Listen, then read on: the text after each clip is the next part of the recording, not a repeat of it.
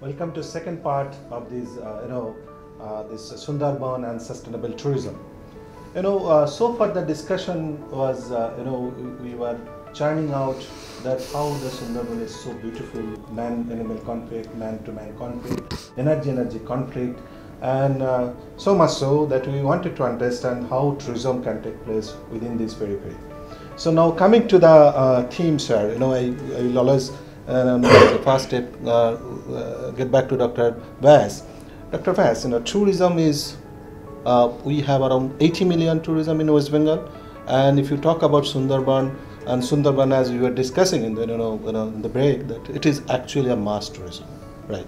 So how do you see that the government can play a major role to bringing a significant amount of governance to make sure that the tourism is safe and also a happy experience for the as Indian as well as foreigners? So my feeling is government has no role in tourism except acting as a facilitator. They have to ensure proper law and order and basic laws, tourism policy, and watch that all these things are being taken place. As far as Sundarban is there, I feel first and foremost requirement is tourist ethics, because in the launch you have 40-50 people, and most of the time they talk among themselves, so they miss a large number of birds and other wildlife which is there. So I think the need is to create more awareness. Guides, they are doing, the tourist guides, they are doing good job, but I think for one guide it is not possible to take care of 40 people, 30 people in a launch. So perhaps there may be one more. And then wayside facilities till you reach the Sundarban. Those facilities are almost non-existent. So I have been informed by many families they face problem because for 3-4 hours they have to travel on the road without washroom facilities and all that. Condition of jetty for such a big number of movement, it is also required. And above all, I feel that these watercrafts, their licensing, their facilities, they has to be properly monitored, and it has to be a voluntary program. I am not saying the government rules and regulations should be there and to harass anyone, but a accreditation system as we have in case of star hotels and all that, if some sort of this comes, so if somebody booking from Belgium or from Gujarat or some other places, if he or she know that this is a 3-star launch and these are the facilities which are there, so they will not be surprised to see or shocked to see when they see that there is no facility in the launch. So these things, I think these are the enforceable things, and this should be part of the tourism policy. For the state of West Bengal, I will say that West Bengal tourism policy is under formation, and from the forest department side, from the wildlife wing, the tourism policy for the protected areas of West Bengal, that has already been framed and submitted. Yeah, Dr. Vass, as you pointed, it was a very important term we call ethics in tourism. But also, you have touched a very important point that we need to provide some facilities, right? We need to provide some good facilities so that everybody is invited there and they feel at home, at peace. So to do that, you have a government role, but more importantly, I guess that the private interventions, the entrepreneurship has to be there. So in your opinion, so what is preventing? Why the, I understand that probably it has to be a balance because it's an it's a heritage place. So if you are opening up for everyone, why can't we have a development as well as cohabitation for the tourist Frankly speaking, I do not have much exposure about the role being played by many other role players, but I can tell you something about the role of the forest department because I worked there in Sundarban. So now a eco-sensitive zone concept has come. We always felt when we received complaints that a tourist lodge has come up, which plays loud music at 10 in the night, and disco type of party do take place just outside the forest. We did not have any provisions under any act to do anything outside for this type of activity. Though we felt that such type of activities should not be there, and this should be ecotourism. Right. It's not the normal tourism, picnic tourism. Right. But now the eco-sensitive concept has come up, and eco-sensitive zone has been declared. In case of Sundarban, we are talking about 2-kilometer area from the fringe of the forest is in the eco-sensitive zone, and in that tourism is certainly a welcome and this permitted activity, but there are certain ethics which has been provided. Right. For example, you have to go for water harvesting, right. You have to use renewable energy as far as practically possible, right. Then you have to go for effluent treatment, so that you do not spoil the water of the adjoining areas. Then you have to try to engage for local jobs. You should have the local people as far as practically possible. We found that 1 or 2 big tourist lodge, they were painted pure white color, and right from the Sudarnakhali area, they were visible. Right. Such a glaring colors, whereas they should be camouflaged properly, so that they do not. So all these things are going to be implemented or enforceable. So any violator of these things, certainly the authorities there, they will have right to stop, to entertain them or deny permit if they do not follow these fundamental rules. Coming to Dr. Dhanda, as Dr. Vyas was saying that, we need to enforce certain rules and everything. But I got an hypothesis, so you can call it as an hypothesis. See, Sundarban has not been created today. It's been there. It's a natural sources. People were inviting others to come and so why the intervention at govt?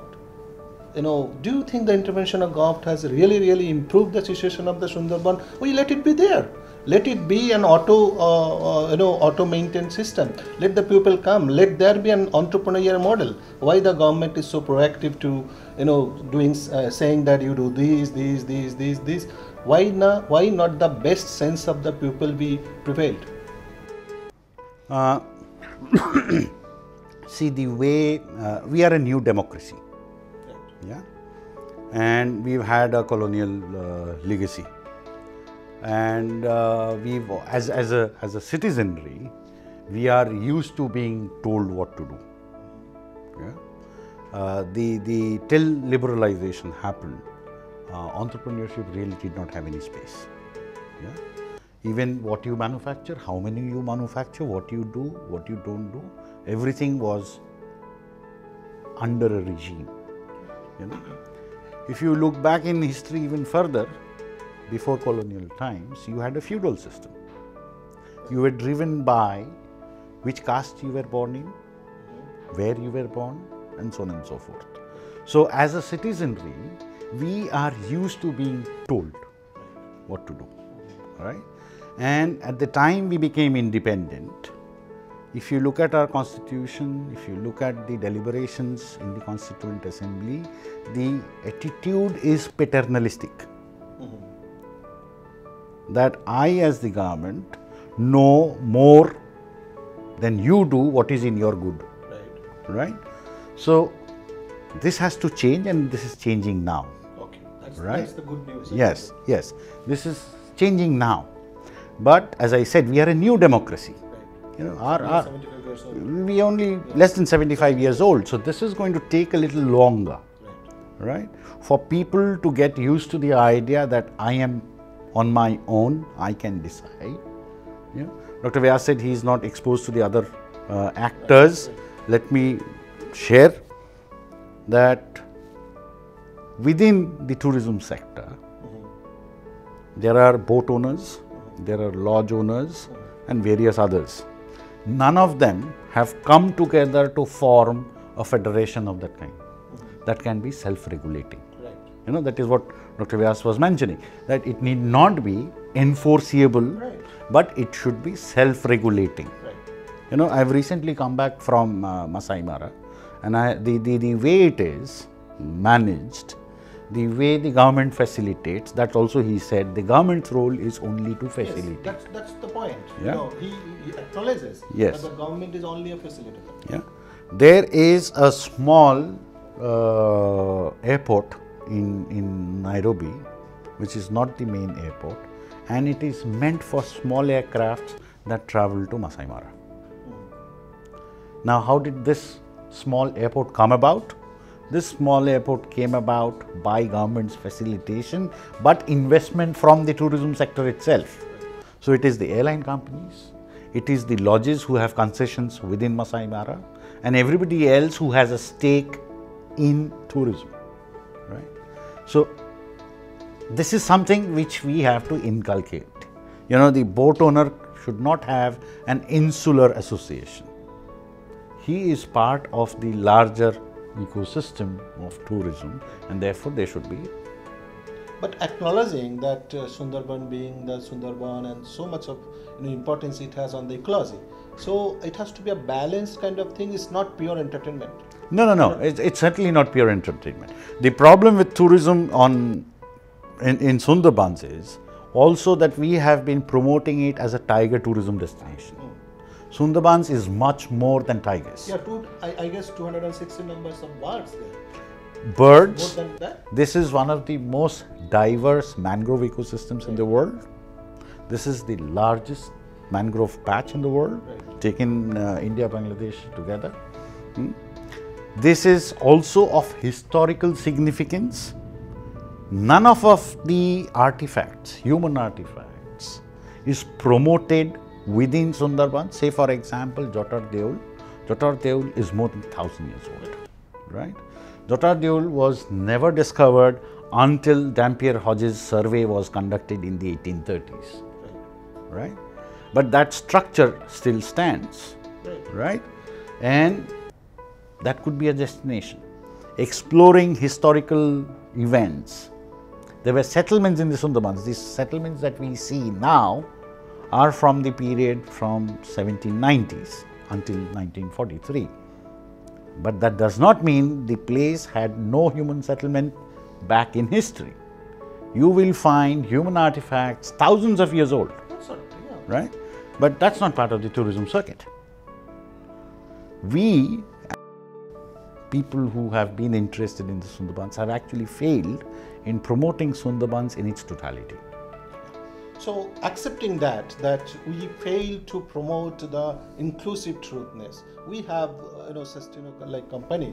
So those who are really, I think those who are really want to do something about promoting tourism. So, Mr. Kunal, if I come back to you and ask you that A, B, C, three things you want to immediately do to encompass an inclusive, tourism, which also balances ecological challenges. So, what would be your A, B, C? See, first of all, let me make a general statement, not only with respect to only tourism and in Sundarban. The general statement that I want to make is that anything that you do, any activity that a man carries out, we have to measure it. We'll have to measure it to see, to assess that how much of, what is the degree of sustainable aspect this particular activity of human being is maintained. In the sense, when we talk about, I'll give you a kind of example to explain my point, is that we talk about plastic. Plastic is causing so much of environmental pollution, which is something you and I can't deny. But I'd rather go upstream and see that why those plastics are being used, and how they're being strewn all over the place.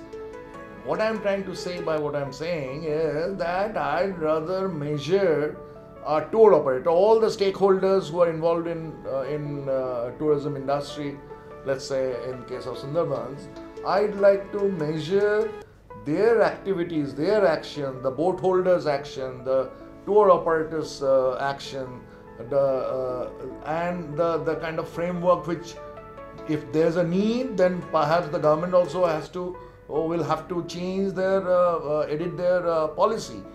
idea is to measure at upstream so that the plastics which are being generated downstream are not generated. To the extent is possible, you minimize it.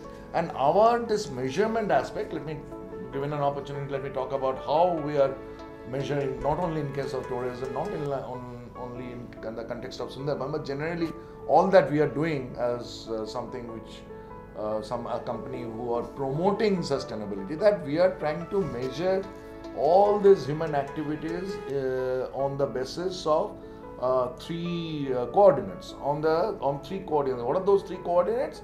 One is planet, one is people, a third is prosperity. In the sense, by prosperity I mean that there has to be some economic sense that makes to people who are involved in that activities to encourage them to do what we would rather like them to do from sustainability perspective. Planet is an obvious thing, the whole world is talking about things. What the world is not talking about is measurement of the activity. They talk about, the whole world is talking about the how many tons of plastic that has been dug out from the ocean bed. What I am saying is that we should go upstream and measure the activities which generated so much of plastic, whether it is for manufacturing, whether it is use, or whether it is a habit of throwing plastic all over the place. So measurement is important based on people, planet, and so can we call it A as a measurement? You want to offer that the tourism should be measured, activities need to be measured. Understand the impact of the tourism. Yes. So what is the B? If you B is that now specific to Sundarban, that which I have already touched upon, that people have to go and live the life. It's not that a tourist should not go to Sundarban just to watch tigers. Tiger is part of the environment. The tourists should go to Sundarban. I mean, that's the way we'll have to create the mindset among the stakeholders, that the tourists should come to Sundarban to spend life there. Like Dr. Danda has spent 20 years of his life, a large part of his life in Sundarban, and he still cannot forget his experience there. That's the way we would like to promote tourism to a tourist, that you go live a day or two or a week, live a life like the local villagers do, and that is experiential tourism. That is what I'd rather focus on, rather than just sighting tigers or sighting crocodiles or sighting river dolphins. Okay, coming to Dr. Bass. So Dr. Bass, Dr. Danda was saying is a failed tourism approach we have been taking.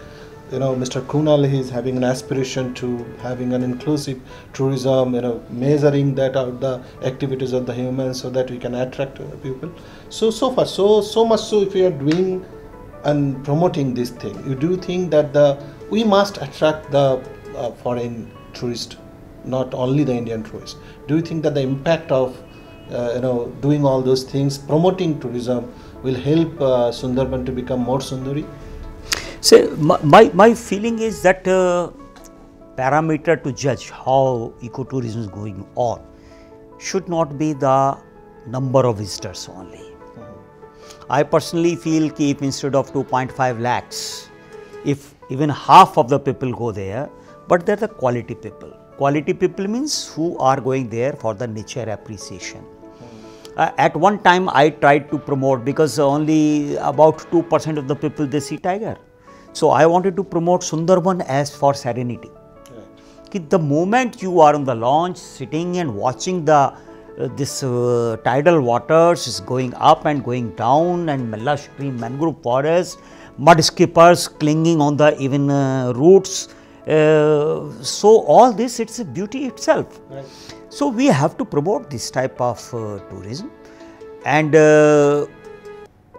with tourist ethics and consistent efforts for promoting these type of activities, we have forgotten one thing. Sundarban is perhaps the only protected area, in India and maybe in Southeast Asia or Asia Pacific. It is a biosphere reserve since 1989. It is World Heritage Site since 1987. It is a Project Tiger Area from 1973. It has 4 wildlife sanctuaries and 1 national park. And now recently it has also been declared Ramsar site. With so much of international accolades with it, why can't we take these stars? I have seen World Heritage Site itself attracting people from many other areas, but in case of Sundarban, till now we have not been successful in attracting the quality tourists from other areas, especially foreigners, I will say, till now. But I am hopeful that with so much to offer, if we properly market it, right type of people from entire globe, they will love to be here. Okay. So, ethical tourism and historical background of Sundarban, inclusive life with the Sundarban people, so much so. But before, we're almost into the end of the program. But before we ending, I think I must ask a question to Dr. Anurag Danda, who has done his research, 5 years research on Sundarban. And I have a simple question, Mr. Danda, why someone would repent in his entire life if he doesn't visit Sundarban? There is nothing like the Sundarbans anywhere in the world. And if somebody does not come to the Sundarbans, the reasons to repent are multiple.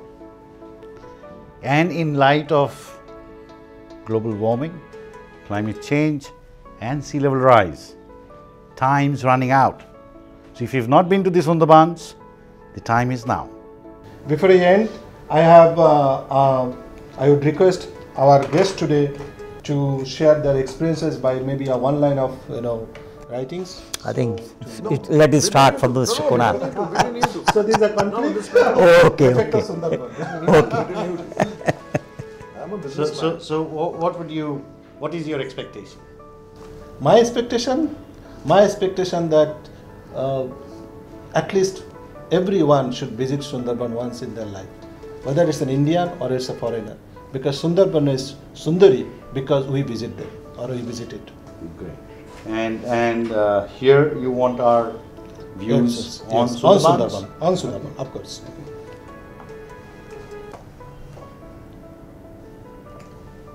Thank you, Mr. Danda. So coming to Dr. Bash.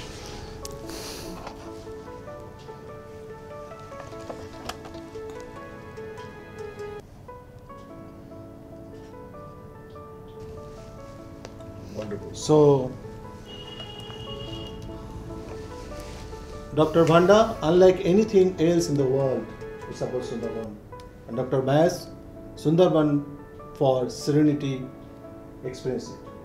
Truly, Sundarban is Sundari. Please explain it.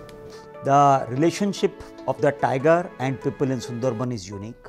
On one hand, people are afraid of tiger as they feel that inside the forest, tiger may kill them. On the other hand, they feel that tiger is a protector for them because it protects mangrove forest, and mangrove is saving them from cyclones and tornadoes which come in the area. The way we would look at tourism in Sundarban is that a tourist will go to the place, spend a day with the local people, and they enjoy their life as much as they themselves do. Besides the obvious, people kill tigers because they want to enhance themselves. It is the subaltern speaking to the state. It is claiming that we exist. So it's basically a way to communicate to a power that is disproportionately larger.